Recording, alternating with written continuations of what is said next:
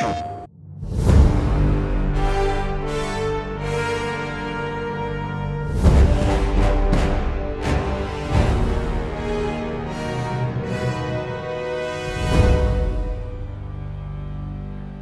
afternoon. I am pleased to introduce your moderator from HBO's Silicon Valley, Thomas Middleditch.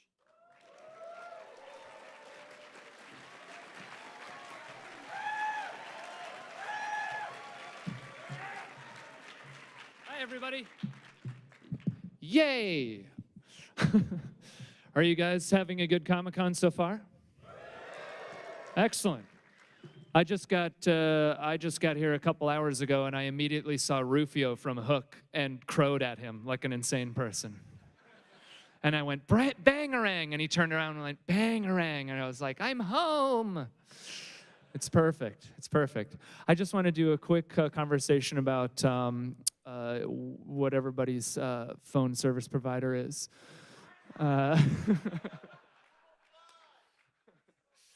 Just to remind you, the largest, most reliable. I'm just kidding. I'm kidding. Thanks for coming to the God of War Reimagining Franchises panel. It's going to be a good discussion. We're going to get into the nuts and bolts of all this stuff, guys, so hold on to your seats, I guess, and your cosplay costumes. Oh, my God. No. My condolences. I'm sorry. You didn't expect to see this. Anyway. So I'll get it started because, there's some hard time constraints, and we want to make sure that the discussion can occur. So please first welcome the director of Kong Skull Island, Jordan Vogt Roberts.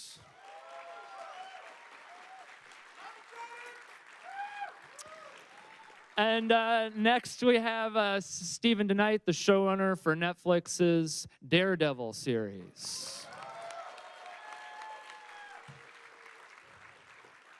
As well as the man, the myth, the legend, Cory Barlog, the director of God of War.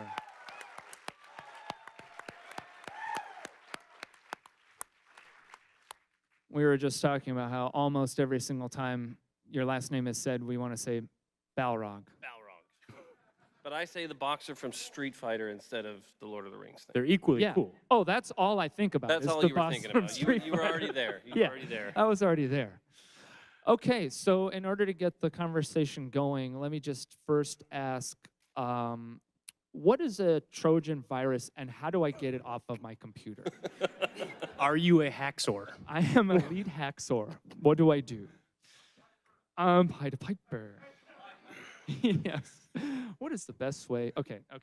I guess let's just give everybody a little bit of background in terms of where you were before and what was the transition like to go to whatever respective IP that you came into. I know, Jordan, like you went from independent film to a massive, huge blockbuster movie, and what was the process like? How'd you get it? All that kind of stuff. I was broke. I was an independent filmmaker. We joked the other day, Thomas and I both took a road trip once where we decided we were going to quit filmmaking and go into video games. And now we're here talking to you guys, which is kind of amazing, with video game people.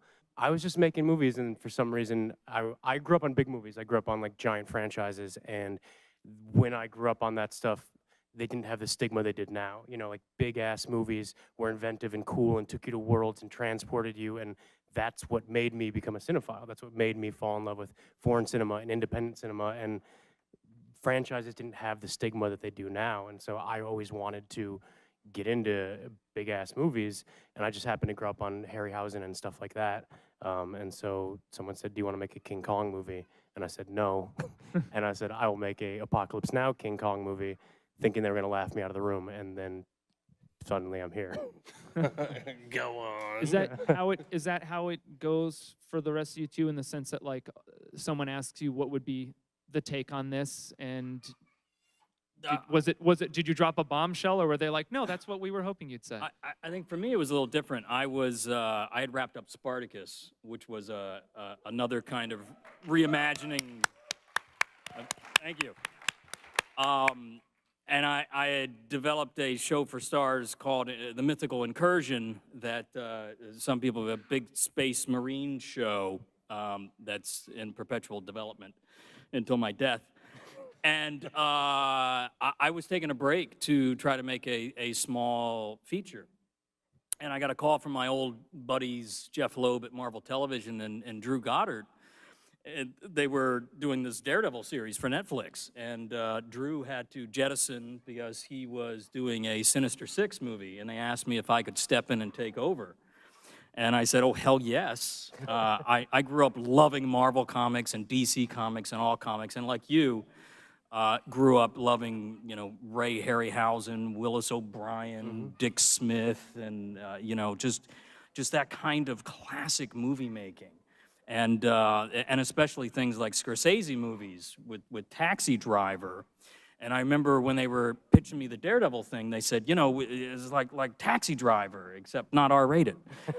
They pitched it like Taxi Driver? Yes, Oh my but- God, that's fantastic. But PG-16 Taxi Driver. PG-16, I can see that. Yeah, so that's how I got into it, and we just really wanted to take what we loved about Daredevil and that character and that kind of street level Marvel hero and really explore it. And Netflix was the perfect place because they just let us run with it. And literally made the greatest first season of television I've ever seen. Well, thank you, sir. Fucking awesome. Thank you. Very good. I actually had a similar experience that Jordan had. I was working at Disney's visual effects division, DreamQuest Images. And I was working under a guy named Hoyt Yateman, who was in his 50s and won an Academy Award for Batman Returns, and kind of surrounded by these people who had so much more experience and realized that it would take 30 or 40 years to get any sort of creative control or say. So someone said, you should go over to video games, it's a lot easier. So I did. And it wasn't a lot easier. It was not a lot easier. Although I feel like I kind of was in the right place at the right time all the time. Like I seemed to, directing God of War was simply just, I was going to get out of the business when I went to Sony. I was actually going to try to go back to film, save a bunch of money, and just go to a job that I could report for duty, get out at 5, and then work on a film at night. And that didn't work out. Like a week animating Kratos, and I was like, oh, okay, no, I should dedicate myself to this. This could be pretty cool. And then rest is history. But I feel like with all of us in that situation, we each, you were joking around the other day of like the way you were reimagined this. People initially said, what, so he just puts on a backpack and changes from Greek mythology to Norse mythology? He just like walks across Europe and goes up to... And I feel like each of us Crazy ideas. You were like, no, I want to add a laugh track and I want to add fart noises and stuff. It was crazy at first. I Yeah. thought. It was going to be like a sitcom. Yeah. Like Norman Lear presents. Yeah. Right? But I feel like we each had equally weird takes on these things, which our franchises, I don't think it's like we're speaking out of turn to say they were all in variously troubled places. Yeah. Like I had to come in and say, why does someone want to see a new King Kong movie? And then that's where it's like, well, what if it's the 70s and it's, you're leaning into the apocalypse now meets a Harryhausen film and, you're literally changing the type of mythology you're playing with. Let's say, what were some of the things that you were faced with initially of being like, okay, well, I can see a shift here that would really benefit the franchise. And then conversely, what were some of the things that were there any things where, okay, you can't touch this? Do. But like you're not allowed. Was anything X'd off the Well, I think for me, I was coming from both of the shows that I was working on before Daredevil were very much NC-17. Right. Where nothing was off the table. Right. And there were a lot of things on the table that... Not Spartacus. I mean, that was like for kids. Oh, yeah. Right. We got to have a talk about your kids. Right. But were you ever like, okay, this time Daredevil can see? And they're like, no. That's his whole thing. His whole thing is that he's blind. There's a side story about a long-running argument where there was a pitch for the final episode that Matt Murdock, in his Daredevil outfit, jumped in a car and was chasing Wilson Fisk. That was not my idea. Driving? By the way. Driving. He was driving? Driving. Wow. By himself? By himself. Wow. With radar sense. Was that the time you said, I'm going to direct this episode now? Yeah, well, I was directing that episode, and I said, no, he's not jumping in a car, and he's not driving, because I don't know how to shoot that. He's flying. But really, the biggest thing for me that was a bit of a wrestling match and finding the right PG-16 version was the violence. Yeah. And it was that fine line.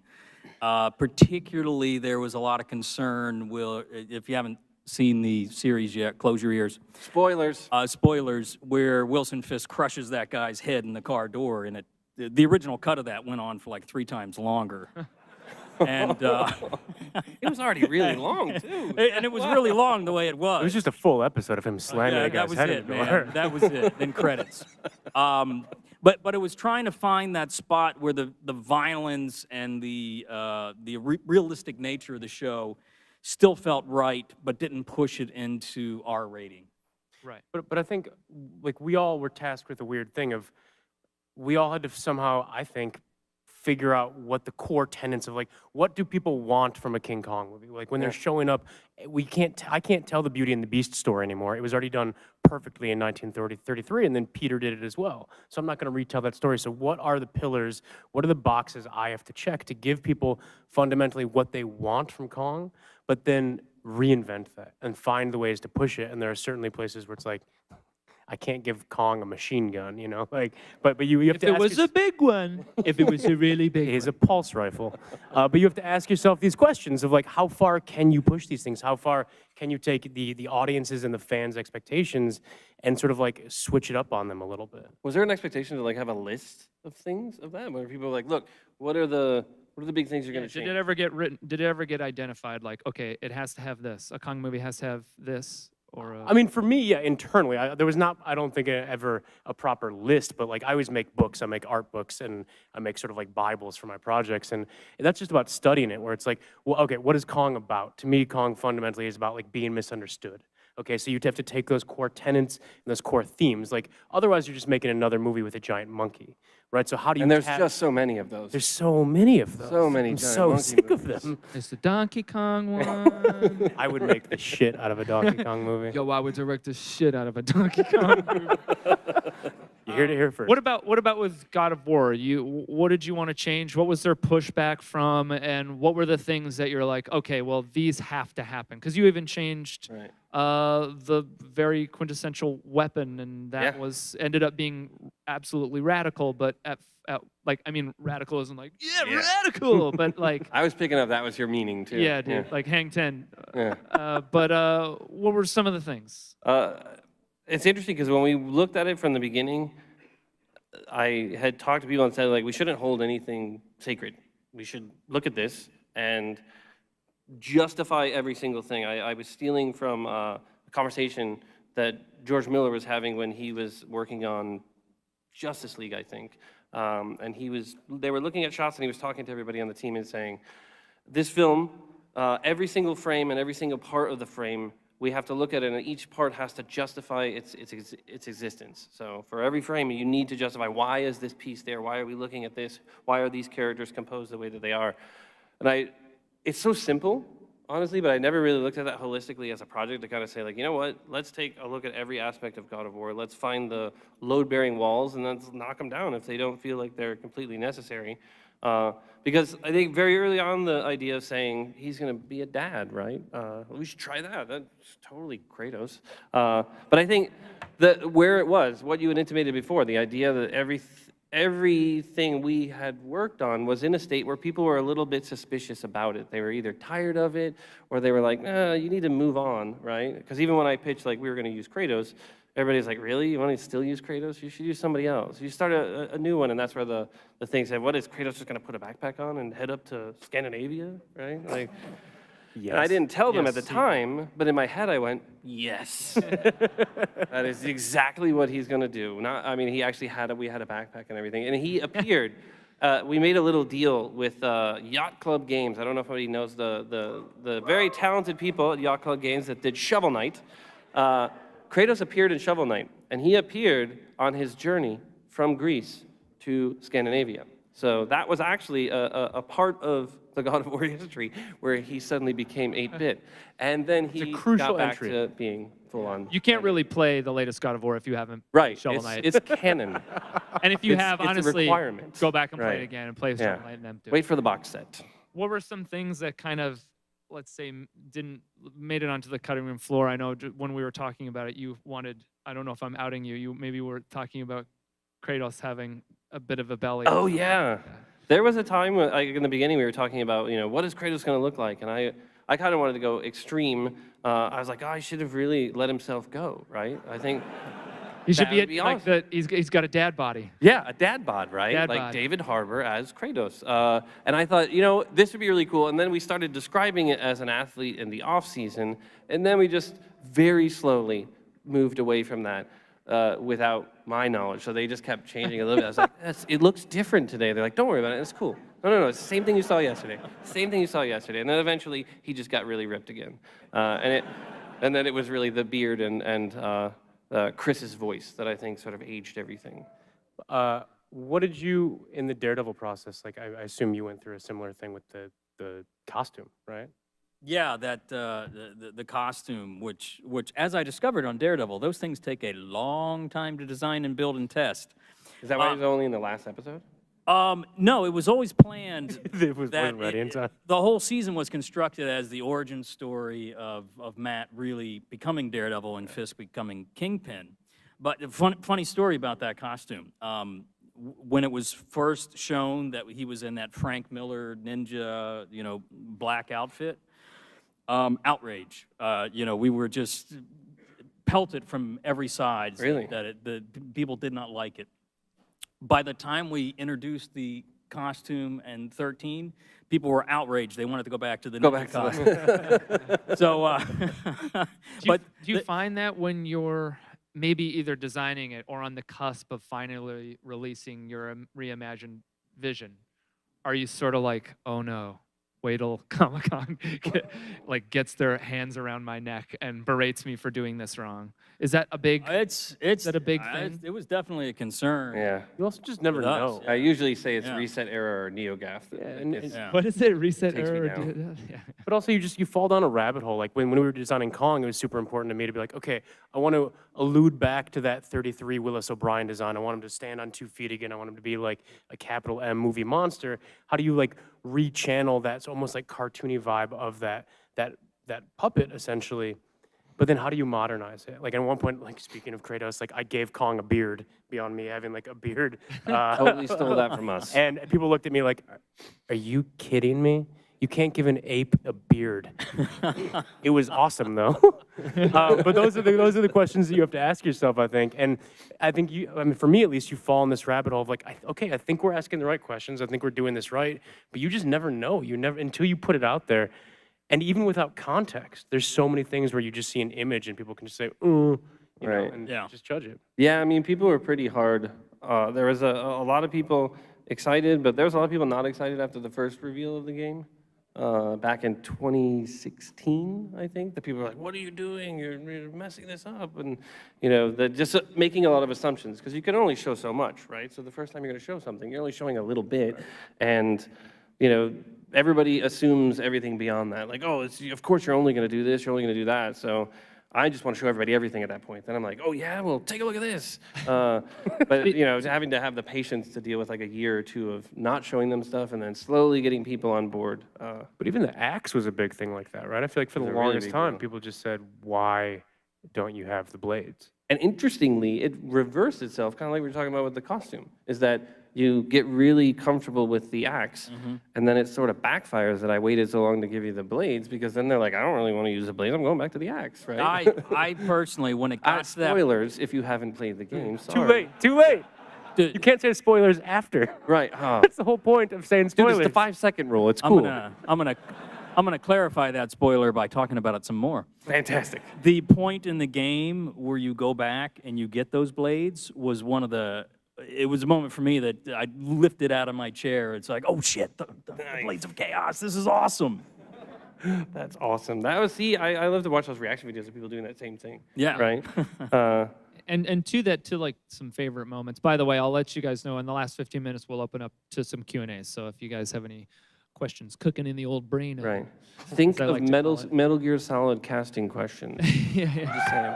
Right? Thanks. Thank you. You were saying that Snake is kind of a Middleditch type, right? Yeah. Oh, wait, you heard it here first. Thomas Middleditch is Solid Snake.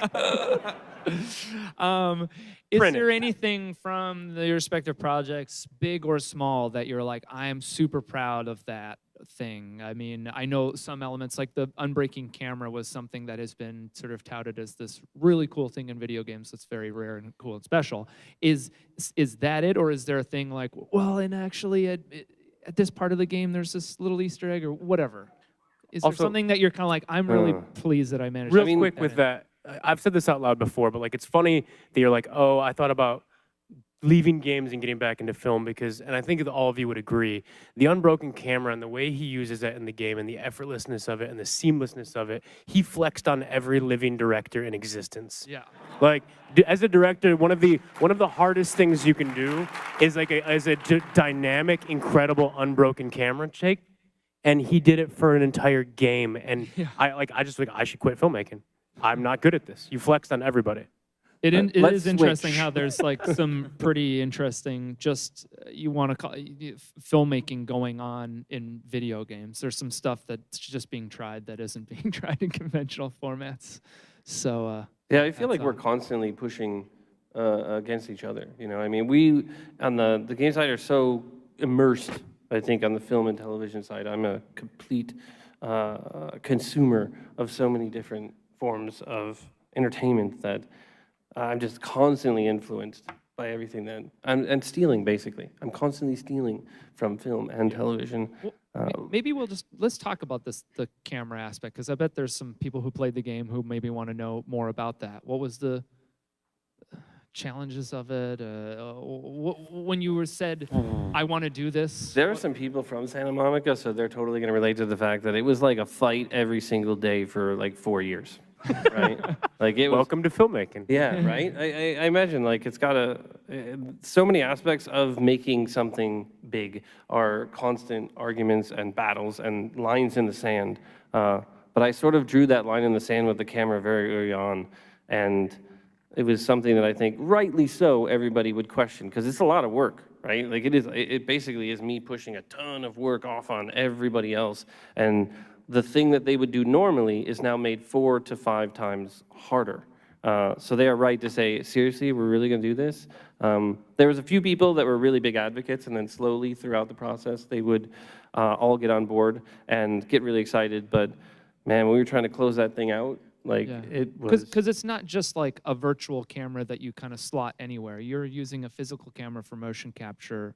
There's work to be done. You don't just I go, mean, "Oh, we'll just put the we thing." shoot like a regular sort of unbroken, 4.5-minute shot for a cinematic. But then all this code has to be written for all the characters to position themselves prior to the scene and then after the scene to smoothly move everybody in and out of all of these sequences. And as players, we are all kind of jerks when we play games. So we want to like, hey, I'm going to turn around and go backwards into this thing and completely screw everything up. And we have to kind of account for all of that. And you're like, no, Right. no. Stop playing your way. The child is telling you to go that way. Right. Go that way. But it was, to me, I think that if I were to have to pick something that I was most proud of, honestly, and this might sound cheesy, but it's totally legitimate. I am most proud of the fact that 300 people worked their ass off for 5 years and had moments where we lost faith, but we always had at least 20% of the people who didn't lose faith at that time, and we all kind of supported each other through that. So I would say the team is the thing I'm most proud of.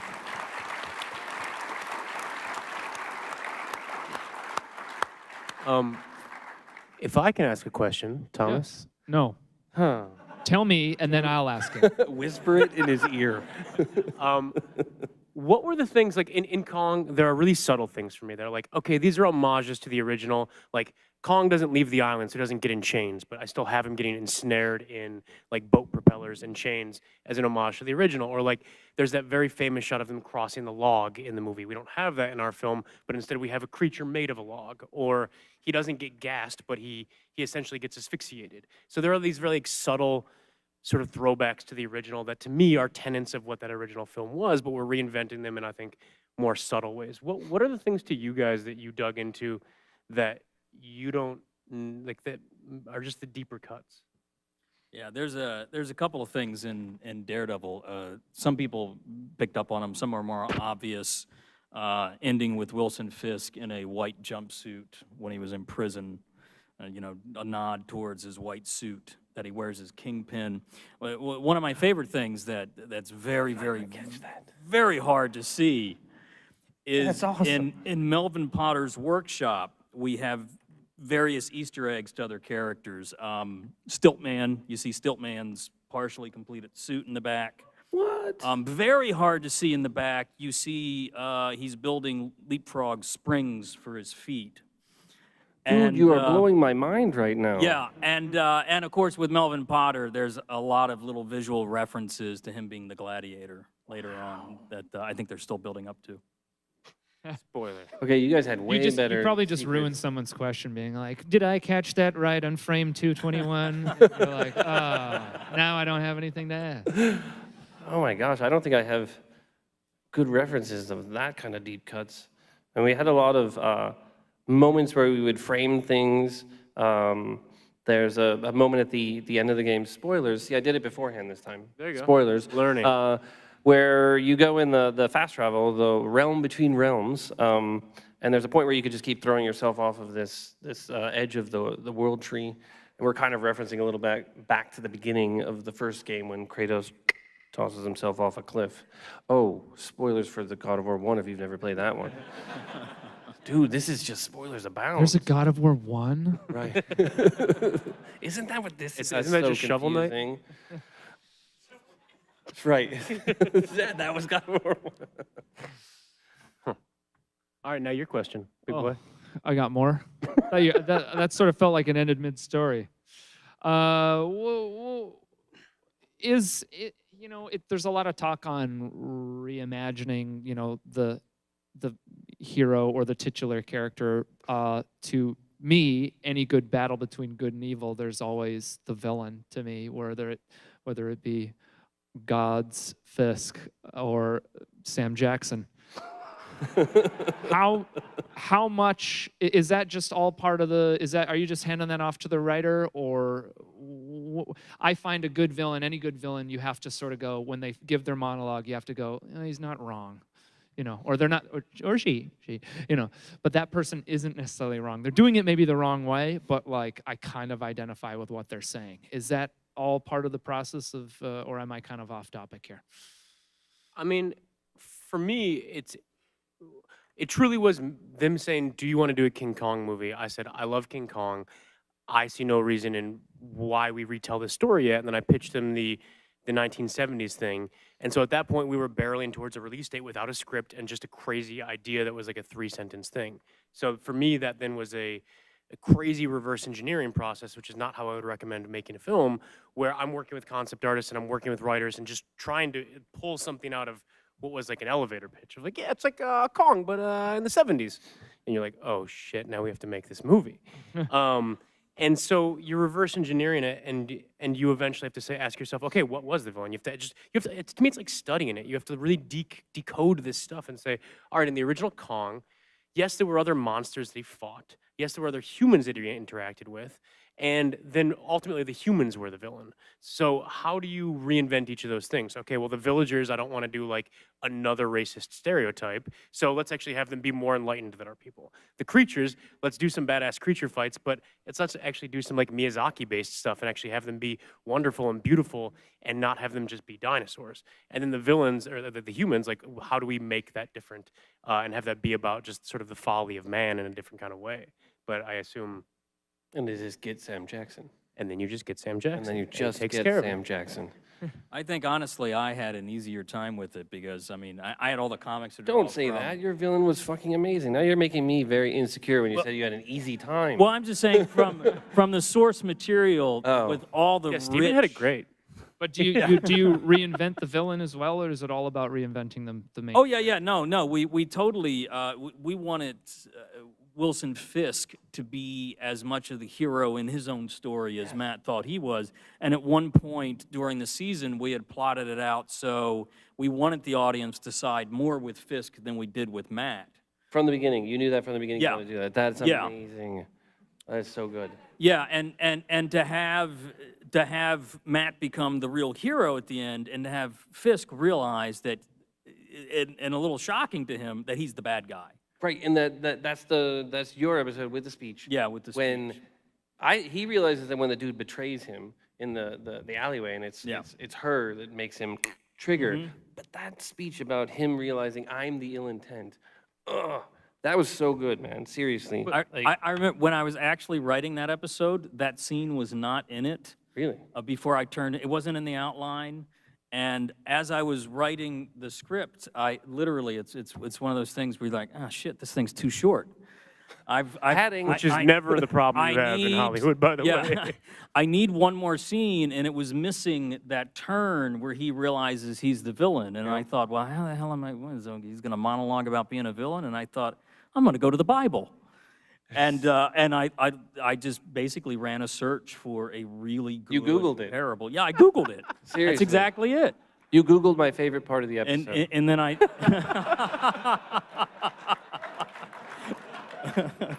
And then I just, tinkered a speech out of the Bible. It's beautiful. It was like, seriously, the arc of Wilson Fisk, the fact that from the beginning you guys actually knew that's what you wanted, that to me is the eye opener. I mean, there's all the stuff in that first season, the amazing fight scene that everybody talks about. The hallway fight. Yeah, the hallway fight is utterly amazing. But the overarching concept of saying, I actually feel bad for Wilson Fisk. Somebody who I've read for years and thought, I know who the Kingpin is, right? It's amazing. That's just absolutely astounding. I remember the other light bulb moment with Fisk is when we were working on the Fisk flashback episode, where you find out what happened between him and his dad. Yes. And I drew somewhere in my house. I still have this. I drew this little cartoon of young Wilson Fisk with a hammer, yelling, "Keep kicking him," when he kills his dad.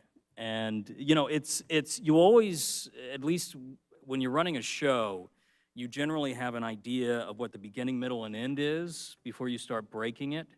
But it's those little moments that you just discover, when you're on the path that really make the difference. Yeah, it does feel like some of the really impactful ones, the speech from Gladiator, right? They Googled that too. They Googled that. They totally did, right? Because they didn't have that, right? Russell Crowe refused to shoot, and they were calling the guy in London. They're like, dude, he's not going to shoot. You got to write something. Get on a plane, write something. And then he wrote that, father of a murdered son, husband of a murdered wife speech, which was just amazing, right? And it feels like those kinds of moments, I don't feel like we plan those in the beginning. They are a necessity. They come out of struggle or panic or Google, right? I mean, for me, that's the way I like to make films, right? Like, I love the process of, I just fundamentally believe you can write an impeccable script, but until you're there on the day, on location, in wardrobe, lights up, camera up, you can't find the full truth of what you want. I think certain directors can because they have that exact vision, but I like finding it. And that's what's fascinating to me. Like, in video games, which you're not exactly on set, but you have your own form of like playing around and exploring. How do you find that same freedom, that same spontaneity? Oh, it's all the time. I mean, everybody. You have 300 people all working on a separate piece, right? And saying, he said he wanted this. I think that's stupid. I'm going to try this. And then literally everything is completely different than what you imagine it. And you're trying to figure out, looking at small slivers the whole time, all over the place, trying to see how they'll fit together, and then just really hoping. I feel a lot like Spielberg felt when he finished shooting Jaws, right? You're like, broken? Right, broken, right? You're just like, oh my God, I'm gonna get fired, this is terrible, right? Because you can't see it all together, because most of the time the game's not running early on, or it's not stitched together, or there's a lot of ugly, and then some pretty, right? Like the whole going back to get the blades was, 15 minutes of sitting in a boat with nothing around you. So that made people very upset for a long time. They're like, this is so boring. There's nothing to look at. This is really what we're going to do? And I feel like, I mean, it is a similar experimentation. I mean, you guys have you just broken from your previs on the day of shooting Always, and just said, always, screw it, let's forever. do something else? I told them straight up, just so you know, I'm going to change this day of, just because I like that. Explain what previs is. Previs is what studios make you do. They make you shoot a movie before you've shot your movie, because they want to make sure that they Explain it in a non-really bitter way.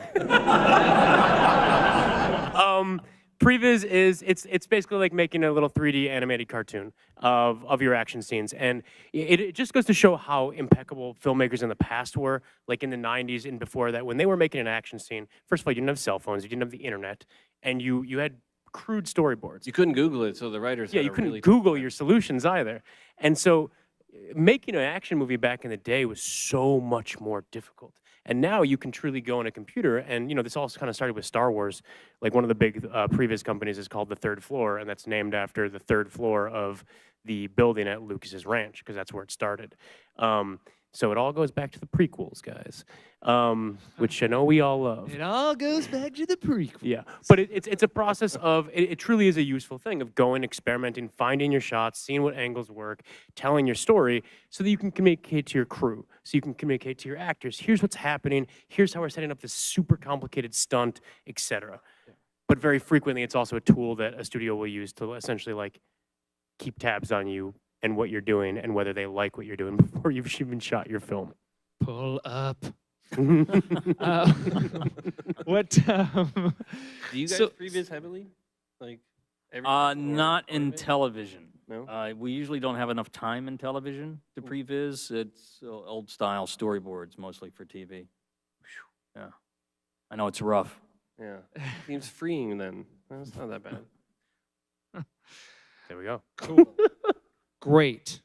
Why don't we start opening it up to the audience if they have any questions whatsoever about the process, the people up here, the IP, the franchise, Kratos's knee scar. Okay, that's my question now. That's a lot of questions. Yeah, he does have. Well, he's got the belly scar. Right. He did have a big belly, but he got Hey, lap band. also, just real quick, what do you guys think were the singular moments that you had to fight for most the entire time you saw a vision for? You said, I know this is going to work. I know this is awesome, and here's why. And people along the way said, no, that's not going to work. It's not going to work this way. And it wasn't until the very end when they saw it or they saw other people react to it that they finally said, oh, you know what? Yeah, that's dope. Oh, I would say the whole game. No, I mean, honestly, I feel like I'm going to go back to the camera thing again. That was one that a lot of people came. What was it? What's that? What'd you say? I go back to the no-cut camera Oh, thing, right. where you could see it in 10-minute chunks and go, it's just still not worth all the work. And then you play the full 30 hours and you're like, oh, okay, I get it. Okay, this makes total sense why we did this. But the only way you could see it is when everything's finished. Yeah. So. I got to say, on Daredevil, I don't think there was a moment like that. There were, Yeah, says the guy who Was every Googled day his just, like, solution. happy on that thing? as long as I had an internet connection, it was all good.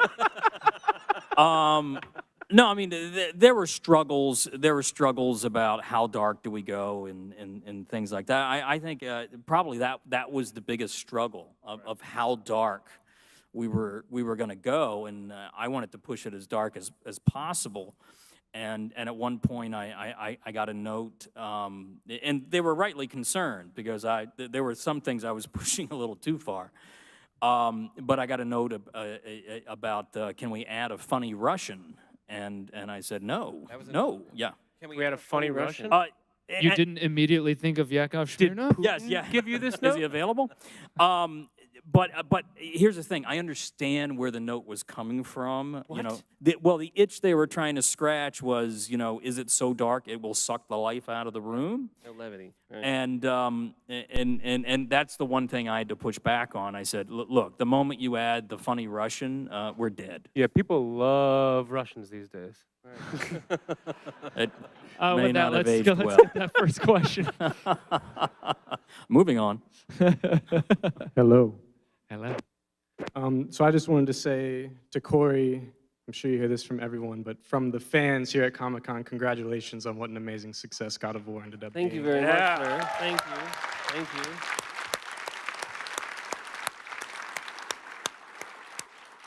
And my question is, a lot of what people talk about with God of War is how Kratos is a father, and this is such a huge part of the story, but Kratos isn't a father, he's a father again. Again. And he's a husband again.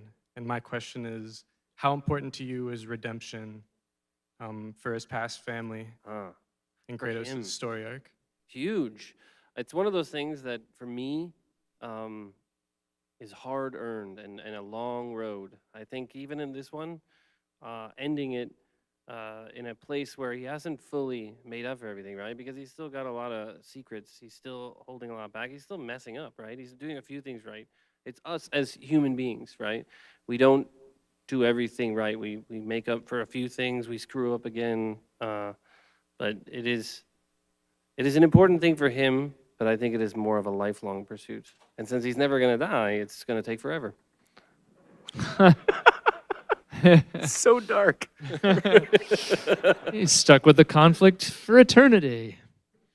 Corey, you alluded to the fact that Steven had reinvented Wilson Fisk, and a classic villain from the 60s and 70s, and now he's a complicated villain. Do you think, given all our crazy times that we're living in, that the complicated villain is more what we all want now in general? I like it, but I don't know about everybody else. Or is it still we want classic good versus evil? I think we want both. Like, I think the things we're all realizing is everyone's so much more sophisticated now. Everyone has so much more available to them. When I was younger, I had, a copy of Raiders and a copy of Star Wars, and I watched those like over and over and over again. Now, we have just so many options that I think we are all being challenged to push what we're doing even further. And it's just more interesting to see these characters. Like I said, your experience of getting the blades and jumping up was my experience watching, Daredevil for the first time, and just, no, are you kidding me? And just, like, I'd never been invested that much in something and realized, like, oh, wow, people are really firing on all cylinders, right? And I think we are in a magical, magical time of television right now, a time that I am so, so happy, wishing I had a lot more free time. That's really what it's all about. But yeah, I think there isn't there more gray area in terms of baddies and goodies in our normal life that you kind of have to reflect that in your art as well? I would argue that it's like World War II is a very simple conflict of like heroes and villains, like right and wrong essentially, and like post-Vietnam in general. I think that like everything is essentially various shades of gray and infinitely harder to like deduce who is right and who is wrong. And I think the things that actually are most compelling to people, like you said, when you look at Heath Ledger's Joker, when you look at Michael B. Jordan in Black Panther, you look at these people who, like, you want to believe them. You want to buy into what they're saying. You almost want them to succeed. I think that like people want that complexity. It's what Thomas said. Like they finish their speech, like, yeah, I can kind of relate to that. They have a point. Humans will never understand the mutants. Granted, it's true. In the same way, I think that there is more than ever now a need because of that complexity. I think there is like a need of true, just altruistic right and wrong. But maybe that's just me. Hi, I'm trying to not fanboy right now, but it's not working. You're at Comic-Con right now.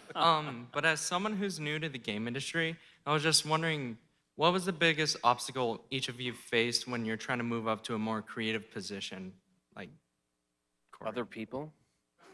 I don't know. What is the journey like? I mean, that's such a tough thing. I feel like people want to ask about those things all the time, and there's just no way to describe it. Your path is your path. Your path is not the same as anyone else's path in this room. And the second you compare yourself to anyone else in this room, you're already failing, because what makes you and your voice succeed is the exact thing that you have and they don't have. And so everyone's individual growth is that much different. And as much as it's everyone else, I think sometimes the biggest hurdle is yourself. Yes. That's actually, yes. Yes, Well put. Without a doubt. Yeah. that is very good. I like that. Yeah. Stay hungry. Uh, so like originally, I'm gonna try not to spoil the game for anyone, but like Just say so when spoiler. you go up the thing to like spread the things at the top of the mountain, was that the original ending, or was there supposed to be like a big battle with some giant beast or like Zeus or something? That's how you pitched it, right? You were like, he Right. goes up a thing and he spreads these things. Go up the thing, spread the thing. What This are we is your way spreading of here? saying, why wasn't there a bigger boss fight at the end? No, like I was satisfied with the ending. Like I thought it was a great ending, But what the but fuck, like man? I just wasn't expecting it. That's cool. No, and you know what? That's sort of what we were going for, and we had a lot of discussions throughout the process because I think a lot of people had that same. We were playtesting it early on. People were like, "So is there DLC?" Like, it didn't feel like it ended, right? And we were missing a lot of cinematics. It was like really, really rough, and it was like text. At one point, it was just a text thing that said, "Hey, this is what goes down," and people were like, "Oh, that wasn't that satisfying." And then we put in when you went back to the thing and you opened the thing and then laid down in the thing, and it had a dream about the other guy who.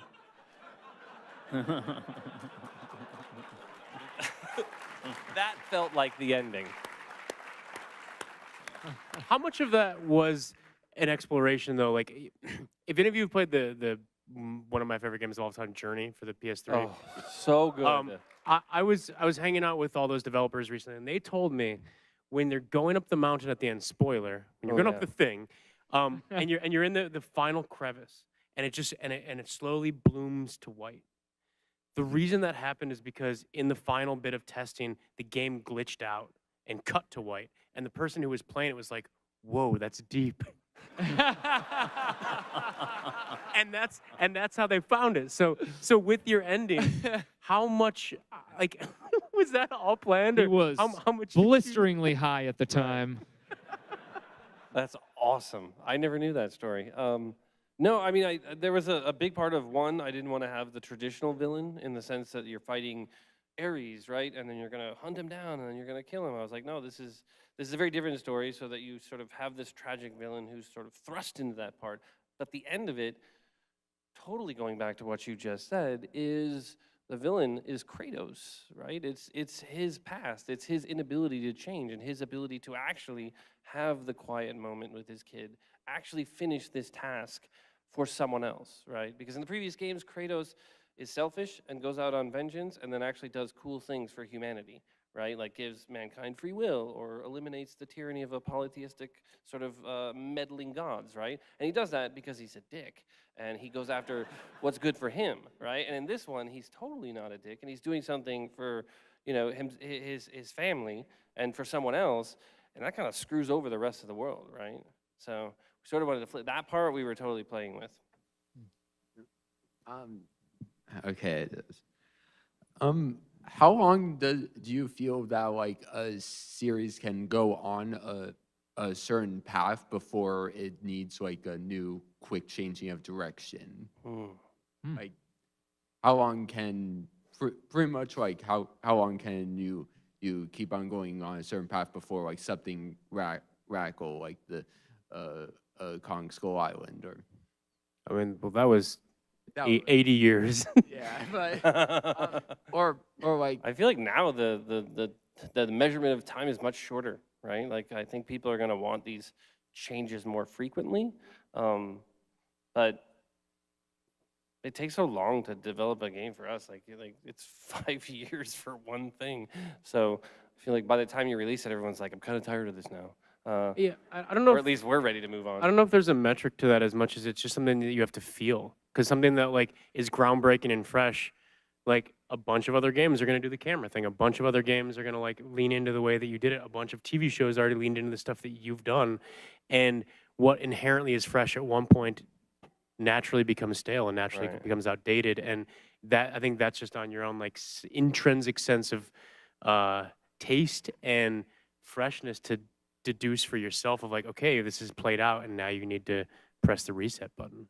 And on the creator side, I think that's one of the most exciting things is I always say I don't really want to do a TV show for more than 4 or 5 seasons because at that point, I want to move on to the next thing and try to create the next really cool thing. Right.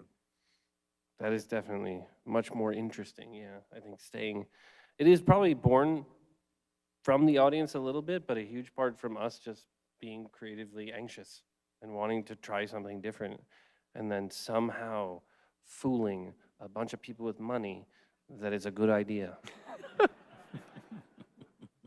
Hi. First off, God of War is a masterpiece. Sweet, thank you. My question's actually for Jordan, though. Oh God. Big Notably not a mistake. masterpiece, but he has a question for me.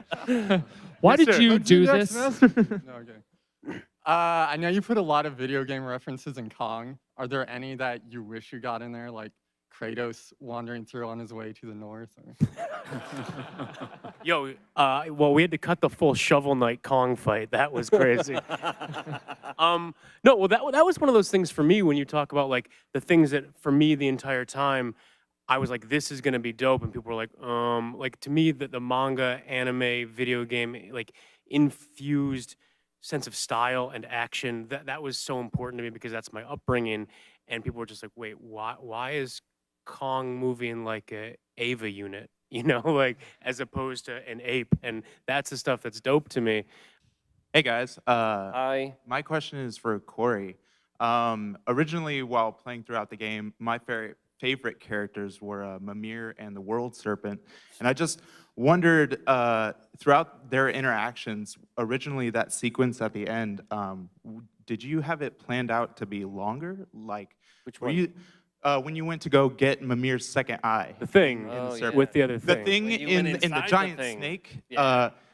If you were to do that, was there originally like a longer sequence? Because that thing is huge. Were you supposed to like go all the way to the end and all the way back? Oh yeah, yeah. That was a scoping, sort of casualty of scoping, right? So at one point it wasn't gonna make it.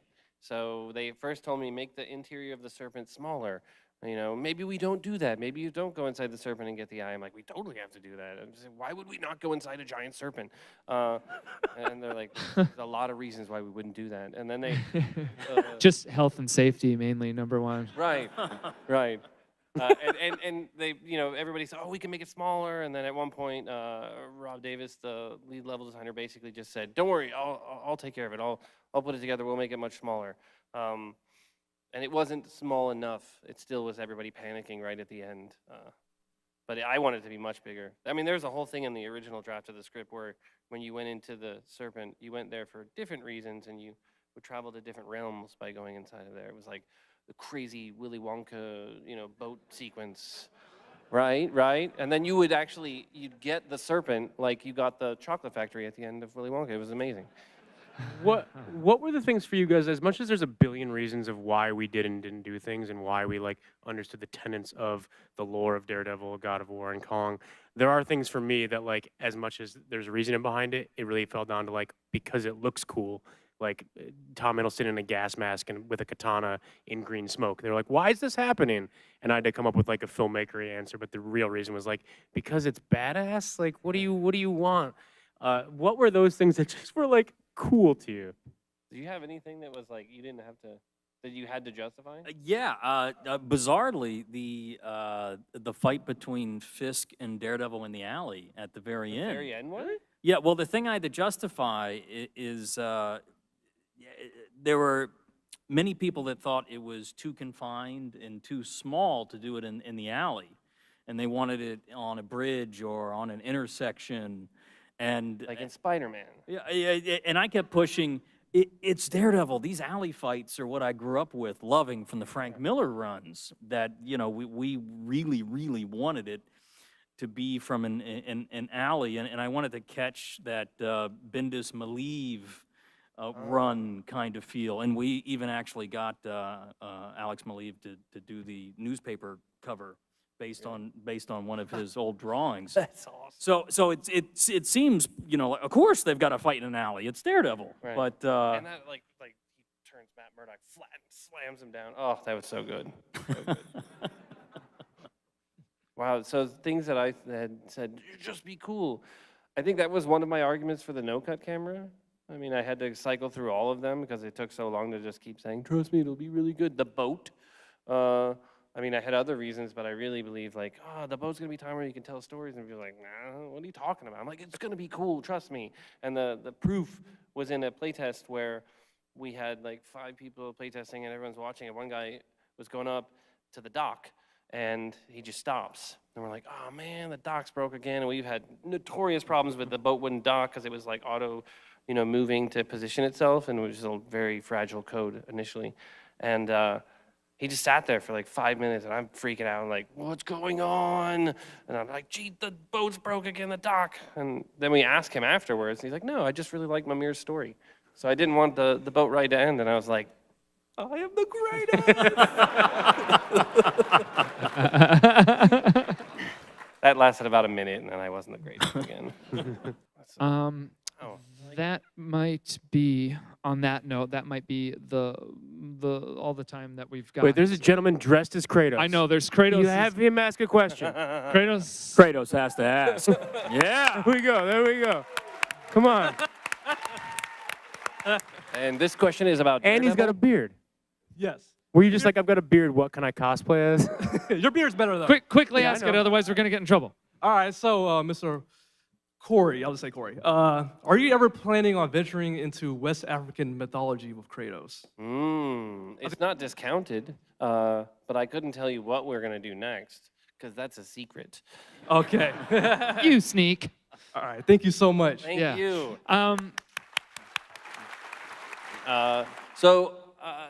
Previously, we had talked about how we're going to be doing a novelization, and now we finally have pre-sales going on Monday, July 23rd. That's pretty fucking exciting. So Amazon is starting to do that pre-sale. We're all very excited. I actually worked on that with my father, so it's a very cool kind of personal connection to all of this. Is the father-son story, actually working on it with my dad. So big thank you to you guys for coming out, and big thanks to our panel. Guys. Thank you guys. Enjoy your Comic-Con.